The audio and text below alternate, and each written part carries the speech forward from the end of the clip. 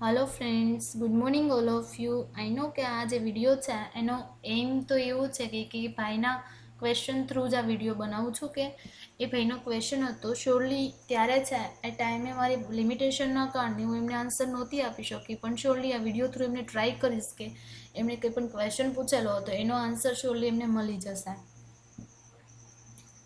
એનો કે આ છે ક્રેડિટ ક્રિએશન શાક સર્જન છે, ત્રણે 3 યરમાં આવે છે ઇકોનોમિક્સમાં. આ છે કોમન કન્સેપ્ટ છે કે થોડુંક એડજસ્ટમેન્ટ કરી લેજો ઇંગ્લિશ ગુજરાતીનું. જે ગુજરાતી મીડિયમવાળા છે એને શ્યોરલી હું ટ્રાય કરીશ પ્રોપર ગુજરાતીમાં સમજાવીશ, પણ ઇંગ્લિશ મીડિયમવાળાને તો સમય સમજાઈ જશે. હવે આપણે સ્ટાર્ટ કરશું કે how to commercial bank create credit, એટલે કે જે બધી બેન્કો છે, વ્યાપારિક બેન્કો છે, એ શાક સર્જન કઈ રીતે કરે છે. તો જેમ આપણે કંપની છે એમાં શું છે તો કે અસેટ છે અને લાયબિલિટીઝ છે. એટલે અસેટ એટલે આપણી મિલકત છે કોઈ પણ કંપનીની, તેવી જ રીતે કે એની જવાબદારીઓ અથવા તો લાયબિલિટીઝ છે. અસેટ એટલે તો કે જે આપણે મિલકત લેના બાજુ બધું આવે તે એના થ્રુ શું કરીએ છીએ તો કે પ્રોફિટ અર્ન કરીએ છીએ, એના થ્રુ આપણને શું મળે છે. તો એના થ્રુ શું કરીએ છીએ તો કે પ્રોફિટ કમાવીએ છીએ, એટલે કે ઇન્ટરેસ્ટ લઈએ છીએ અમુક વસ્તુમાંથી. એટલે શું થશે તો કે અસેટ શું છે આપણી મિલકત છે, એના થ્રુ આપણને પ્રોફિટ મળે છે. અને લાયબિલિટી તો કે એવી જ રીતે બેંક છે એની પણ અસેટ છે અને લાયબિલિટી છે, એની પણ કંઈક જવાબદારીઓ છે. તો કે જવાબદારી પહેલાં જોશું. જવાબદારી એટલે શું થશે, કોઈ પણ વ્યક્તિ છે એની પાસે પૈસા અથવા તો જે મની છે એ ડિપોઝિટ કરે છે. એટલે કે કોઈ પણ વ્યક્તિ છે એ કોની પાસે તો કે બેંક પાસે શું કરે છે તો કે અમુક પૈસા છે એ શું કરે છે કે અમુક વ્યક્તિ છે ઇન્વેસ્ટમેન્ટ કરતા હોય છે, તો કે એનો ઇન્કમનો જે પોર્શન હોય છે કે એટલે આવકનો કંઈક ભાગ હોય છે શું કરે છે કે જમા કરે છે. એને ઇંગ્લિશમાં શું કહેવાય છે તો કે ડિપોઝિટ કરે છે. ઓકે, પૈસા જમા કરે છે અને ડિપોઝિટ કહેવાય. એટલે કે મેં છે એ બેંકને છે શું કરેલું તો કે 10,000 છે એટલે કે 10,000 છે એને જમા બેંકમાં કરાવેલા. તો ફોર એન એક્ઝામ્પલ, એટલે કે કાં તો મેં એક સેવિંગ એકાઉન્ટ હશે, કાં કરંટ એકાઉન્ટ હશે, કાં મેં ફિક્સ ડિપોઝિટમાં જમા કરાવેલા હશે. એટલે કે મારે જ્યારે પણ જરૂરિયાત પડશે તો હું એ પૈસા લઈ શકીશ. એટલે કે ભલે ફિક્સ ડિપોઝિટ હશે તો પણ મારે એની બેંક પાસેથી પૈસા તો લેવાના જ છે. એટલે કે બેંક માટે શું કહેવાશે તો કે જવાબદારી છે. બેંક છે અને એને ચૂકવવા જ પડશે કે પૈસા. એટલે કે જો ફિક્સ ડિપોઝિટ હશે અથવા તો અમુક લાંબા સમય માટે રાખેલું હશે તો એનો ઇન્ટરેસ્ટ આપીને પણ એ શું કરશે તો કે એની જવાબદારી છે કે એને ચૂકવવાના છે. જ્યારે અસેટ એની શું થશે તો કે લોન થશે. તો કે પબ્લિકને જે આપે છે અને શું કરે છે તો કે ઇન્ટરેસ્ટ કમાય છે. એટલે કે લોન શું છે તો કે બેંક માટે એક મિલકત કહેવાય છે.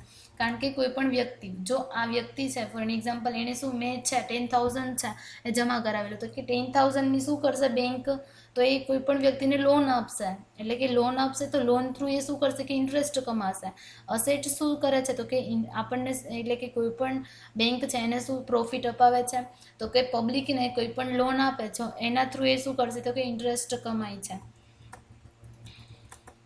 What does bank to do to create credit in market, એટલે કે માર્કેટ છે એટલે કે બજારમાં શાક સર્જન કરવા માટે બેંક શું કરે છે તો બેંક છે એ તે જ પૈસાથી ક્રેડિટ અથવા તો શાક એટલે કે ક્રિએટ એટલે કે સર્જે છે કે જે કોઈ પણ વ્યક્તિ છે તેમાં પૈસા જમા કરે છે. એટલે કે આપણે છે એમાં જમા કરાવીએ છીએ તો એના થ્રુ જે શું કરે છે બેંક છે એ ક્રેડિટ ક્રિએટ કરે છે એટલે કે શાક સર્જે છે.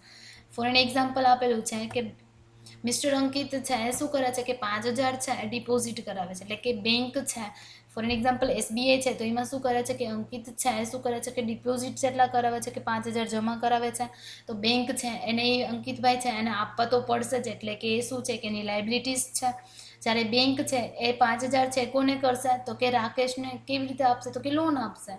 લોન જોઈએ છે કારણ કે રાકેશભાઈને છે રિક્વાયરમેન્ટ છે કે મારે લોન પૈસાની જરૂર છે, તો બેંક શું SBI છે એને લોન આપશે. તો એ શું કરશે કે લોન એને આપશે તો એના બદલામાં શું ઇન્ટરેસ્ટ એટલે કે વ્યાજ છે લેશે. એટલે શું થયું અસેટ. આ લાયબિલિટીઝ ડન. હવે અહીંયા ક્વેશ્ચન થશે કે મિસ્ટર અંકિત છે તેને 500 રૂપિયાની જરૂરિયાત ઊભી થાય છે, તો હવે શું થશે તો કે જો બેંક છે એણે શું કરેલું કે જે અંકિતભાઈ છે ડિપોઝિટ 5,000 કરાવેલા એને છે રાકેશભાઈને બધા આપી દીધેલા. ઓકે, એવું બનશે. એટલે શું થશે કે હવે 500 રૂપિયાની જરૂરિયાત છે તો શું થશે તો એ ક્યાંથી કાઢશે તો એને એમ કહેશે કે અંકિતભાઈ છે સોરી કે રાકેશભાઈ છે લોન છે લઈ ગયા છે પછી પૈસા આપે પછી હું તમને આપું. ધેટ્સ ધ રીઝન નો. તો આ તો પ્રોબ્લેમ થશે, કારણ કે બેંક છે એની પાસે તો આપણે ગમે ત્યારે છે પૈસા જમા કરાવી શકીએ છીએ, ઉપાડી પણ શકીએ છીએ. ઓકે, ગમે ત્યારે છે આપણે વિથડ્રો કરી શકીએ છીએ, પૈસા ઉપાડી શકીએ, તો જ બેંક કહેવાશે. અને બેંકનું મેઇન કામ તો એ જ છે કે કોઈ પણ વ્યક્તિ છે ને જ્યારે જરૂરિયાત થશે ત્યારે એને જરૂરિયાત પૂરી પાડવાની. તો એટલે શું કરશે તો કે જે આરબીઆઈ છે એટલે કે રિઝર્વ બેંક ઓફ ઇન્ડિયા, કે ક્યાં તો કે આપણે ઇન્ડિયાની જે મેઇન બેંક છે, એ શું કરે છે કે બધી બેંકો છે એનું કંટ્રોલ કરે છે. એની પાસે કઈનો પાવર છે તો કે પાવર ટુ પ્રિન્ટ કરન્સી, એટલે કે જે ચલણી નોટો છે, જે કરન્સી છે, જે નાણું છે, એને શું કરવાનું તો કે પ્રિન્ટ કરવાનું એની પાસે પાવર છે, એની પાસે શક્તિ છે. એટલે કે 1 રૂપિયાની નોટ અને કોઈન એટલે કે સિક્કા સિવાય બધું જ પ્રિન્ટ કરે છે. એટલે શું કરે છે કે સિક્કા છે અને જે રૂપિયાની નોટ છે એ કોણ કરે છે, તે ગવર્મેન્ટ ઓફ ઇન્ડિયા એટલે કે ગવર્મેન્ટ ઓફ એટલે કે ભારત સરકાર દ્વારા જ શું કરવામાં આવે છે તો કે એનું પ્રિન્ટ આઉટ કરવામાં આવે છે, તો સિક્કા છે બનાવવામાં આવે છે. તો એ શું કરશે, હવે એ કન્સેપ્ટ આવશે કે જ્યાં ક્વેશ્ચન અરાઇઝ થયો ત્યાં, કે આરબીઆઈ છે એક રૂલ્સ રાખેલો છે, શું કે અમુક પર્સન્ટ છે તે શું કરશે તો કે અનામત રાખશે અથવા તો રિઝર્વ રાખશે. રિઝર્વ રાખશે એનું શું કહેવાશે ગુજરાતીમાં, સોરી ઇંગ્લિશમાં, કે LRR એટલે કે લીગલ રિઝર્વ રેશિયો, એટલે કે કાનૂની અનામત ગુણોત્તર. એ કેટલો હોય છે 18 થી 22% હોય છે, કે એ ફિક્સ છે 18 થી લઈને 22%. એટલે કે 18 થી 22% જો અનામત રાખશે તો એ છે ડિસાઇડ કરવામાં આવેલો છે કે કોઈ પણ વ્યક્તિ છે તો સેવિંગ એકાઉન્ટ છે ફિક્સ ડિપોઝિટ વાળાને તો કોઈ પ્રોબ્લેમ નહીં થશે, કારણ કે એનો ફિક્સ ટાઈમ છે કે જ્યારે ટાઈમ કમ્પ્લીટ થશે પછી જ એને ચૂકવવાના છે. પણ જે સેવિંગ એકાઉન્ટવાળા, કરંટ એકાઉન્ટવાળા છે, અમુક વ્યક્તિઓ છે એને જરૂરિયાત પડે છે, એટલે કે 18 થી 22% રાખે તો પણ એટલું શું છે તો કે ઇનફ છે, કે જે કોઈ પણ જરૂરિયાત ઊભી થાય છે, કોઈ પણને જરૂરિયાત હોય છે તો એને વસ્તુ એટલે કે પૈસા છે જ્યારે જરૂર હશે ત્યારે પ્રોવાઈડ કરવાના. એટલે કે LRR છે એના બરાબર શું થશે તો કે CRR પ્લસ SLC. CRR એટલે શું થશે હવે તો ક્રેડિટ રિઝર્વ રેશિયો. આ કોણ રાખે છે તો કે રિઝર્વ બેંક રાખે છે. જ્યારે SLC એટલે કે સ્ટેચ્યુટરી લિક્વિડિટી રેશિયો.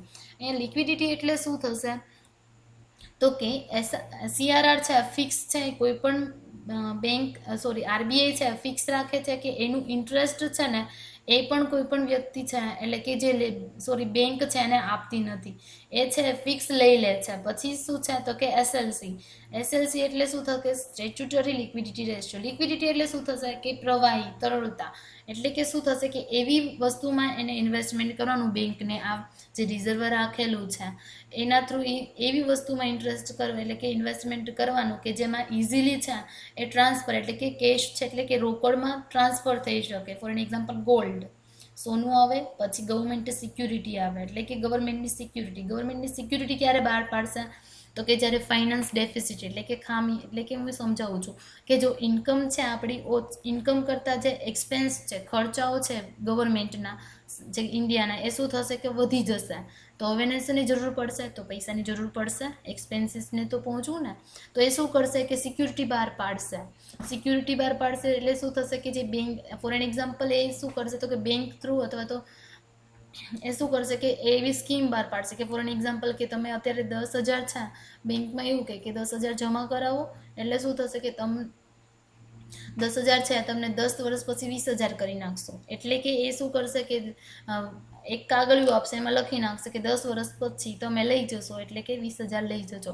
એટલે કે શું થશે કે એ કાગળિયું લખીને શું કહેવાય છે કે બોન્ડ પણ એક શું છે સિક્યુરિટી છે. એવી જ રીતે છે ગવર્મેન્ટ પણ છે એ બોમ્બે સ્ટોક માર્કેટ, એના માર્કેટ હોય છે એના થ્રુ શું કરે છે તો કે સિક્યુરિટી બહાર પાડતા હોય છે. એટલે કે એના થ્રુ શું થશે કે ઇઝીલી કોઈ પણ લાંબા ટાઈમના બોન્ડ હોય છે, શોર્ટ ટર્મ એટલે કે શોર્ટ ટર્મ હોય છે, લોંગ ટર્મ હોય છે, એ બધું એમાં આવશે.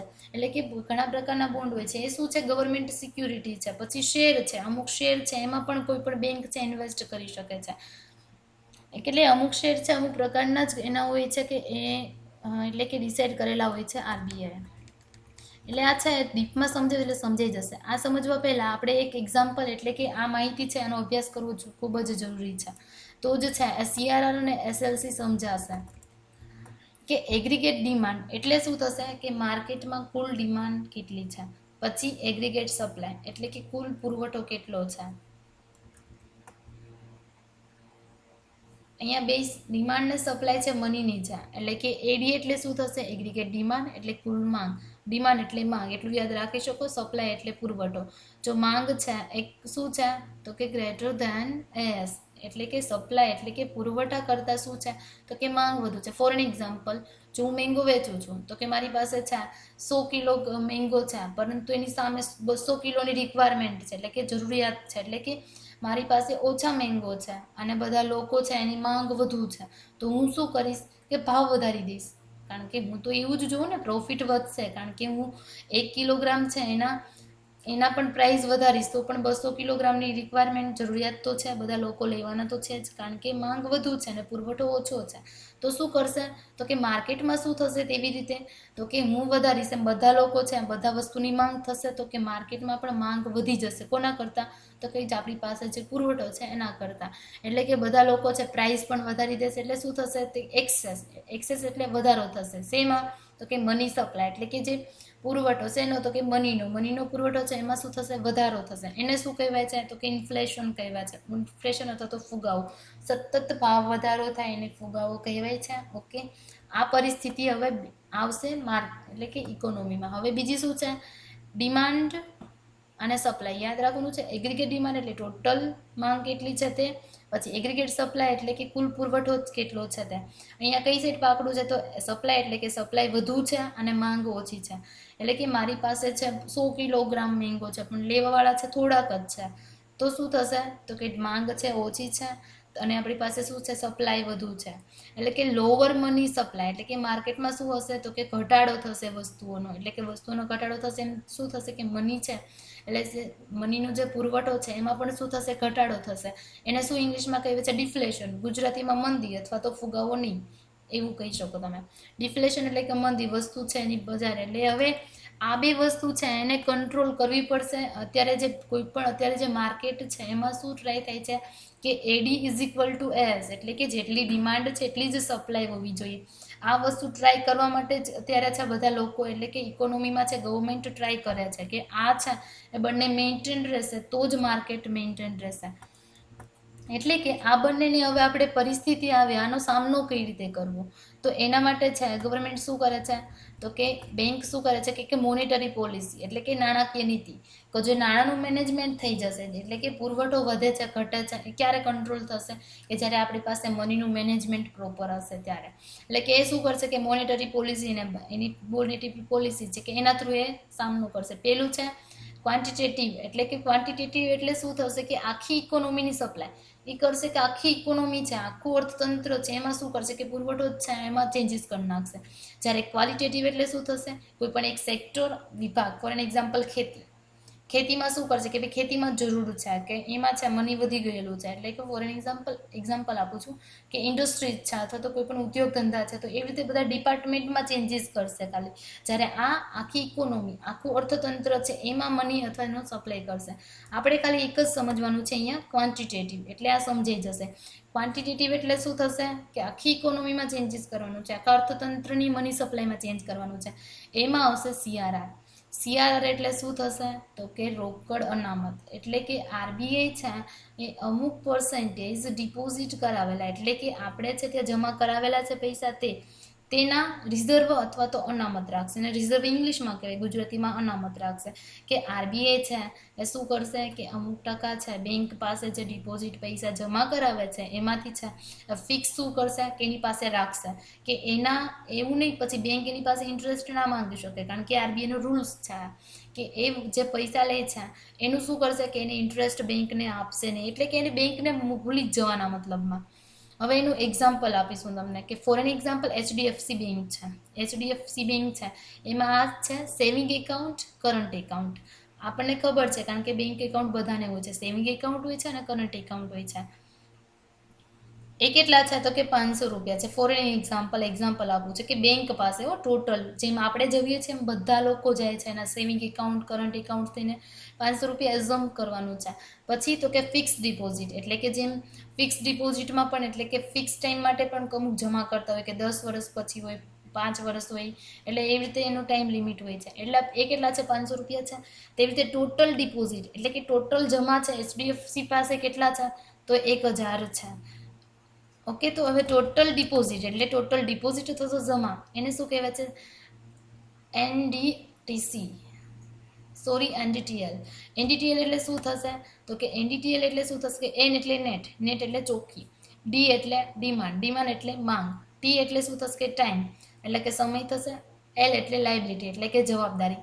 આ છે ને આના થ્રુ બનશે. સેવિંગ એકાઉન્ટ છે એ શું કરશે કે કરંટ એકાઉન્ટ, એના લોકો છે એ માંગ કરશે, એને શું કહેવાય છે કે ડિમાન્ડ છે, ડિમાન્ડ ડ્રાફ્ટ કહેવાય છે. એટલે કે એને છે જરૂર પડશે અમુક ટાઈમે કે ભાઈ મારે પૈસા છે એને ઓછા જમા કરાવેલા હશે અથવા તો એની જે કંઈ પણ પૈસા હશે એમાંથી એને જરૂર પડશે કે મારે છે રિક્વાયરમેન્ટ એટલી છે. ફોર એન એક્ઝામ્પલ મિસ્ટર અંકિત છે 5,000 જમા કરાવેલા અને 500 રૂપિયાની રિક્વાયરમેન્ટ થઈ, એને જરૂરિયાત ઊભી થઈ, તો એવી રીતે શું કરશે કે ડિમાન્ડ એટલે શું થશે કે ડિમાન્ડ ડિપોઝિટ એટલે કે જમા કરાવેલા છે તો એમાંથી એને જરૂર છે, એની માંગ છે.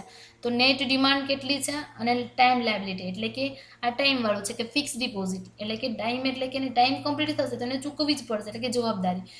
એટલે મતલબમાં શું થશે આ 1,000 તો અહીંયા 1,000 સેમ છે. એનડીટીએલ એટલે શું થશે તો કે જે સેવિંગ એકાઉન્ટ કરંટ એકાઉન્ટ્સની જે ટોટલ અમાઉન્ટ એટલે કે જે પૈસા છે તે અને ફિક્સ ડિપોઝિટ એટલે કે જે ફિક્સ ડિપોઝિટમાં જે કંઈ પણ પૈસા જમા કરાવેલા છે તે એ ટોટલ થઈને એનડીટીએલ થશે. હવે આઈ હોપ કે એનડીટીએલ છે એ તમારે યાદ રાખવું પડશે કારણ કે એ જ આગળ હવે એનડીટીએલ ખાલી લખીશ. એમાંથી શું કરશે કે રિઝર્વ બેંક શું કરશે કે અમુક ટકા છે એમાં કોના તો કે ટોટલ ડિપોઝિટના, જો આરબીઆઈ છે અમુક ટકા કોના તો કે ડિપોઝિટ કરાવેલા હોય તેના રિઝર્વ રાખશે, અનામત રાખશે. એટલે કે એને કેટલા રાખ્યા 5%. અને રિઝર્વ રાખીને શું કહેવાય છે કે cash reserve ratio. Okay, cash એટલે સી, રિઝર્વ એટલે આર, રેશિયો એટલે આર. કેટલા 5%. કેના તો કે 1,000ના કેટલા થશે 50 થશે. તો 50 છે 1,000માંથી 50 જાય તો 950 થશે. એટલે કે 950 છે હવે શું કરશે તો કે એની લોન આપી શકે છે બેંક, કારણ કે હવે એને શું કર્યું કે એની પાસે જે કોઈ પણ આવેલા હતા પૈસા જમા કરાવેલા હતા એમાંથી છે આરબીઆઈનો રૂલ્સ હતો એને ફોલો કરી દીધો એટલે 50 રૂપિયા હવે ભૂલી જવાના. કેટલા થયા તો કે 950 રહ્યા. 950ની શું કરી શકે છે કહું શું કરી લોન આપી શકે છે. હવે ઇન્ફ્લેશન એટલે ફુગાવો એટલે શું થશે કે ફુગાવો છે આપણે શું જોયેલું હતું કે અગાઉ ફુગાવો શું થશે કે એક્સેસ મનીનો સતત વધારો એટલે કે પુરવઠો છે એનો વધશે. ઇન્ફ્લેશન એટલે કે ફુગાવો ભાવ વધારો થશે. હવે આને કંટ્રોલમાં કેમ લાવવું તો એના માટે શું કરશે તો કોઈ પણ બેંક છે બેંક છે એમાં શું છે એના રૂલ્સ તો કે એનડીટીએલ તો સમજાઈ ગયું. હવે ઇન્ફ્લેશન હશે ફુગાવો હશે તો શું હશે માર્કેટમાં પૈસા વધુ હશે તો શું કરવું પડશે માર્કેટને કંટ્રોલ કરવા માટે કોણ જવાબદાર છે બેંક, આરબીઆઈ મેન. તો ફોર એન એક્ઝામ્પલ અહીંયા એક્ઝામ્પલ એક આપું છું કે આઈસીઆઈસીઆઈ બેંક છે એની એનડીટીએલ એટલે શું થશે તો કે saving account, current account, fix deposit આ ત્રણેયનું ટોટલ એટલે શું થશે એનડીટીએલ. એમાંથી શું કરવું બેંકને તો આપી દેવાના કેટલા 5% બેંક લઈ લેશે આરબીઆઈ કે 5% છે લઈ લેશે એટલે કેટલા 95 રૂપિયા વધશે ને. હવે ફુગાવો છે એટલે શું કરશે તો કે હવે એને પૈસા છે બેંક પાસે વધશે જ નહીં વધુ પૈસા. ઓકે, જો બેંક પાસે પૈસા નહીં હશે એટલા બધા તો શું બેંક છે લોન ઓછી આપશે, રાઈટ. જો અહીંયા 95 છે એટલાની લોન આપશે હવે એને આ ઘટાડી જ દેશે એટલે કે આ રેશિયો છે ને વધારી દેશે કે આરબીઆઈ છે વધારે પૈસા એની પાસે લઈ લેશે તો શું થશે કે બેંક પાસે લોન માટે જ ઓછા રહેશે તો એ પછી પબ્લિકને લોન જ નહીં આપી શકશે. તો કે પૈસા છે અમુના શું થશે માર્કેટમાં ઘટી જશે એમના. એટલે શું કરે છે તો કે આરબીઆઈ છે 2% વધારી દેશે એટલે કે એનડીટીએલ કેટલું છે 100 રૂપિયા છે તો 2% વધશે એટલે કેટલા થશે 7% થશે. 7% 7 કેટલા 3 વધ્યા. એટલે કે બેંક છે ઇન્ફ્લેશન ફુગાવાને કઈ રીતે કરશે કે જે કંઈ પણ બેંક પાસે પૈસા છે એટલે કે જે ડિપોઝિટ છે એમાં શું કરશે કે જે રિઝર્વ બેંક એની પાસે રાખે છે તો વધારે પૈસા લઈ લેશે. એટલે શું કરશે કે જો બેંક પાસે પૈસા જ નહીં હશે એટલા બધા તો એ લોન આપશે ને એટલે શું કરશે ઇન્ટરેસ્ટ વધારી દીધો કેટલો 7% કરી નાખ્યો 3 વધેલા. હવે તેવી જ રીતે ડિફ્લેશન કે જેમાં મનીનો પુરવઠો શું હોય છે તો કે ઓછો હોય છે. એ સિચ્યુએશન છે અગાઉ આપણે જોયેલી.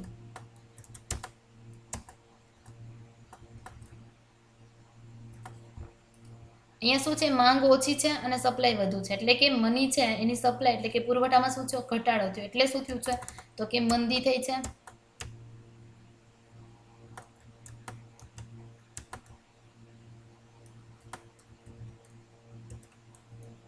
એટલે ડિફ્લેશન. ફોર એન એક્ઝામ્પલ એસબીઆઈ અહીંયા લઈએ.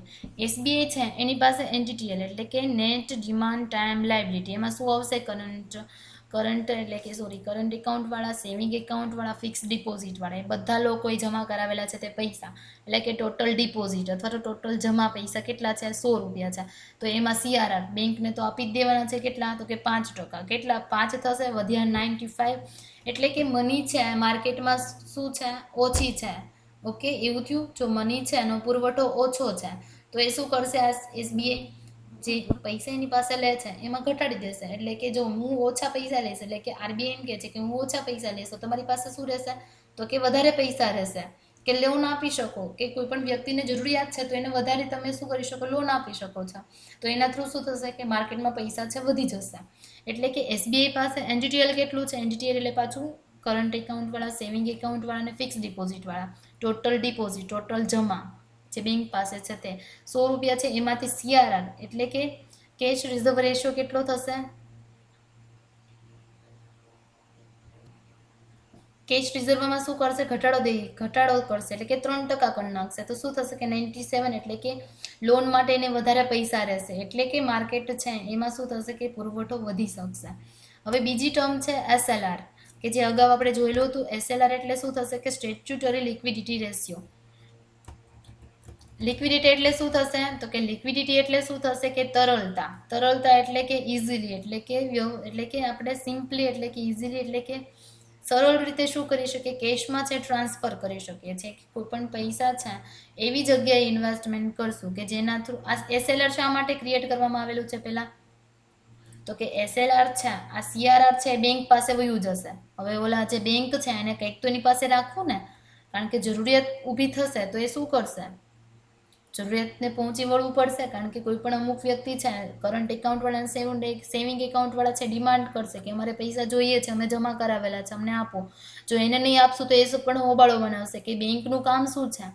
તો બેંકને એ જ કામ છે કે જ્યારે અમને જરૂર પડે ત્યારે અમને પૈસા આપવાની. તો શા માટે નથી આપતા? એટલે એને શું કરવું પડશે? કે અમુક પર્સન્ટેજ છે એ RBI નક્કી કરેલો રેટ છે એટલે શું કરશે? તો કે જમા રાખશે એની પાસે. કોની પાસે? બેંક પાસે, RBI પાસે નહીં. RBI ને CRR આપી દીધું છે.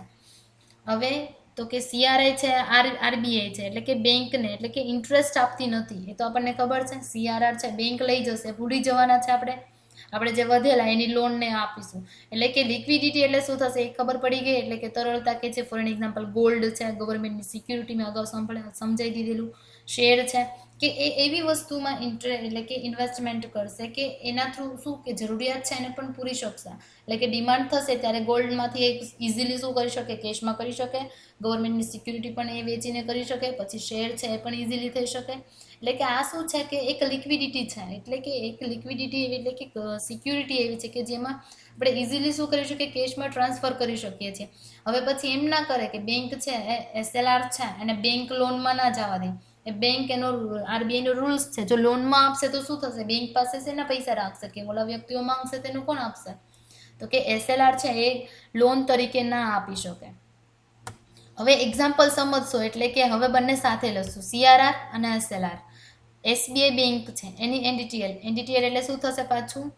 તો કે સેવિંગ એકાઉન્ટ, કરંટ એકાઉન્ટ, પછી તો કે ફિક્સ ડિપોઝિટ. આ ત્રણેય વસ્તુ ભેગી થઈને ટોટલ ડિપોઝિટ, એટલે કે ટોટલ પૈસા RBI છે એની પાસે કેટલા આવેલા છે? તો કે 1000 આવેલા છે. તો એમાં CRR 5% ભૂલી જવાનું, એમાં કોઈ થશે નહીં. આપણને ઇન્ટરેસ્ટ કે બેંક આપવાના નથી. RBI નો રૂલ્સ છે તો સંભાળવો પડશે. તો 50 એના વૈયા ગયા કેટલા? 950 વધેલા. તો SLR છે એ ટોટલ કિંમત પર થશે. એટલે કે 20% 1000 કેટલા થશે? 200 રૂપિયા, કે જે બેંક છે એની પાસે જ રાખશે. શેના માટે રાખશે? કે જે ડિમાન્ડ છે કે એટલે માંગ થશે તો એને આપી શકશે. એટલે કે SLR થ્રુ પણ શું કરી શકે છે? બેંક છે એ ઇન્ટરેસ્ટ કમાઈ શકે છે. કઈ રીતે? તો કે કોઈ પણ ગોલ્ડ ખરીદીને, ગોલ્ડનો ભાવ વધે ત્યારે વેચી નાખે અને એને ઇન્ટરેસ્ટ મળી શકે છે બેંકને. એટલે એ રીતે પણ પ્રોફિટ કમાય છે. એક તો પ્રોફિટ છે લોન આપીને, પછી તો આ રીતે પણ કરી શકે છે કે ગવર્મેન્ટ સિક્યુરિટી, એટલે કે ગવર્મેન્ટ સિક્યુરિટીનો જો બહુ સારું ઇન્ટરેસ્ટ આપતા હશે તો શું કરશે? કે એમાં ઇન્વેસ્ટમેન્ટ કરી નાખશે અને જ્યારે જરૂર પડશે કોઈ પણ વ્યક્તિને તો ત્યારે પણ એ ટ્રાન્સફર ઇઝીલી કરી શકશે. શેર છે, શેર થ્રુ પણ કરી શકશે. કે SLR છે એ 20% કે એના 1000 કેટલા? 200 રૂપિયા છે એ બેંક તેની પાસે જ રાખશે.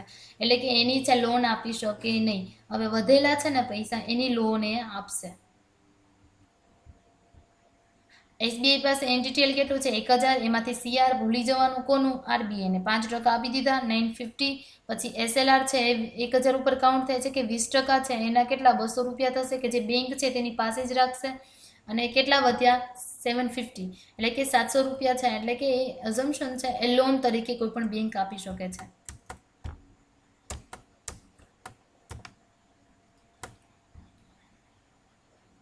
એસએલઆર છે લોન સિવાય બધે જ ઉપયોગ કરી શકે છે. એસએલઆર નો શું કરી શકે છે કે લોન સિવાય બધે યુઝ કરવો હોય ત્યાં યુઝ કરવો, પરંતુ જ્યારે કોઈ પણ વ્યક્તિ છે પૈસા માંગે છે, એની માંગ થઈ છે તો એને તમારે ફૂલફિલ કરવાની છે.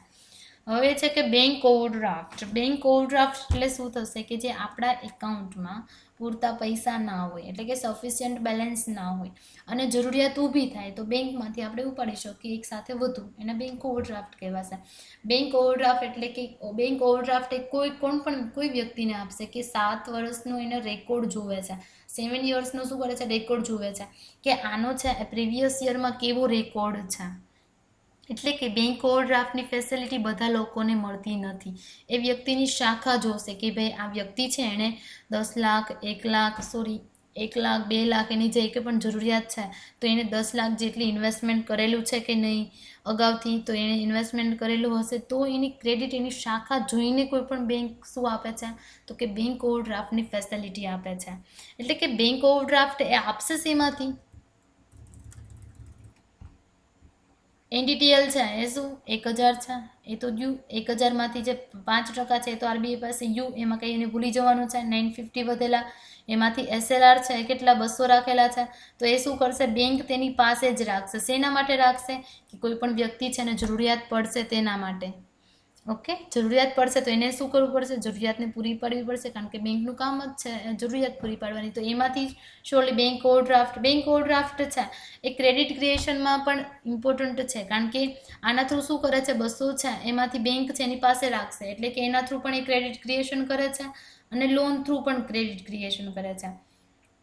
લોન થ્રુ એને ઇન્ટરેસ્ટ મળે છે. અહીંયા બેંક ઓવરડ્રાફ્ટમાં ઇન્ટરેસ્ટ એને મળશે નહીં, એટલે કે લોનમાં તો આવશે નહીં, એટલે એને કેમાંથી આપવું પડશે કે જે બેંક પાસે જે રાખેલા છે જે 20% તેમાંથી, એટલે કે એસએલઆર માંથી આપવું પડશે.